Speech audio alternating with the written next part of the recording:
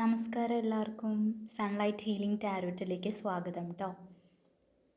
നമുക്ക് ഇന്നൊരു relationship reading എടുക്കാം കേട്ടോ. അതിൽ ഇത് രണ്ടെണ്ണം നിങ്ങളുടെ എനർജിയാണ്.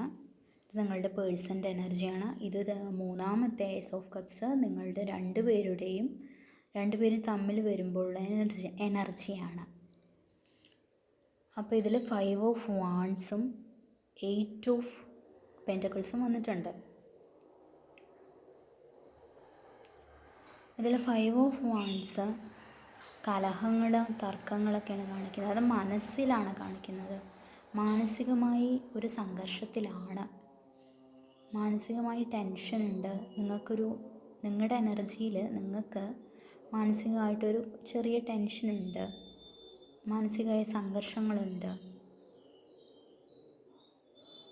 എങ്കിലും നിങ്ങളിതിൻ്റെ ഇടയിലും നിങ്ങളുടെ വർക്ക് നന്നായിട്ട് ചെയ്യുന്നുണ്ട്. നിങ്ങൾ പഠിക്കുന്നതായിരിക്കാം, അല്ലെങ്കിൽ ജോലി ചെയ്യുന്നതായിരിക്കാം.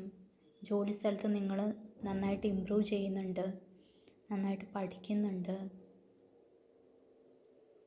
പഠിക്കുന്ന ആളാണെങ്കിൽ കൂടുതൽ അറിവ് നേടിക്കൊണ്ടിരിക്കുന്നു. ഇവിടെ 7 ഓഫ് വാൺസ്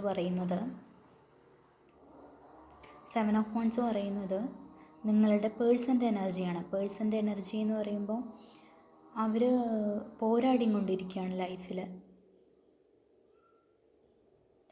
ജീവിതത്തിൽ പോരാടിക്കൊണ്ടിരിക്കുന്നു എന്ന് പറയുമ്പോൾ അവരൊരു കുന്നിൻ്റെ മുകളിലാണ്. ഈ ചിത്രത്തിൽ കാണുന്ന ആൾ കുന്നിൻ്റെ മുകളിലാണ് നിൽക്കുന്നത്. പെട്ടെന്നൊന്നും അവർക്ക് ആർക്കും അവരെ തോൽപ്പിക്കാൻ പറ്റില്ല. അവർ ജയത്തിൻ്റെ അടുത്താണെന്ന് കാണിക്കുന്നത്. പക്ഷേ അവരുടെ അഭിപ്രായത്തിൽ അവർ ഉറച്ചു നിൽക്കേണ്ട ആവശ്യമുണ്ട്,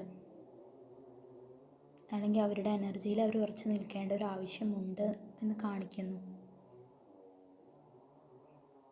അങ്ങനെ ഉറച്ചു നിൽക്കുന്ന ഒരാൾ തന്നെയാണ്. അതുകൊണ്ടാണല്ലോ പോരാടിക്കൊണ്ടിരിക്കുന്നത്. പിന്നെ നിങ്ങളുടെ മൂന്നാമത്തെ കാർഡ് പറയുന്നത്, നാലാമത്തെ കാർഡ് പറയുന്നത് ഏസ് ഓഫ് കപ്സ് ആണ്.